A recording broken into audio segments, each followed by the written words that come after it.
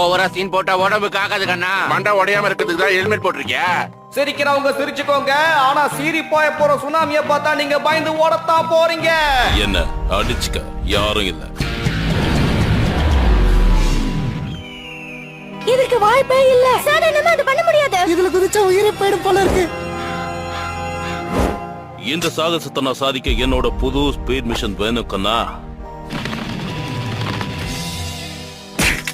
அதுக்கு அயனிங் போர்டா. கந்தர் உண்மையிலே நீ அறிவாளிதான். இந்த சாகசத்தை ஸ்கேட் போர்ட்ல யாரால வேணாலும் செய்ய முடியும், ஆனா அயனிங் போர்ட்ல ஒன்னால மட்டும் தான் செய்ய முடியும்.